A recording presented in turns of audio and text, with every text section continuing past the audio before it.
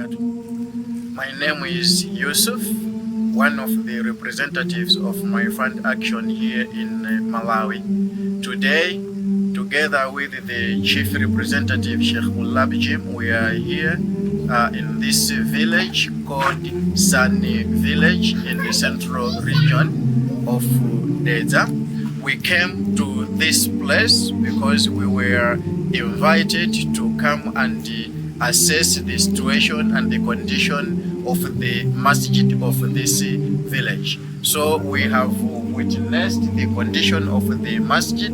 It is really very bad and dangerous. So after assessing the masjid, also in relation to the number of Muslims in this village, which is approximately 1,600 people who pray in this masjid, we recommend to our respected donors and well-wishers to please help to construct a masjid for the Muslim brothers and sisters of Sani village in Dedza, Malawi, inshallah.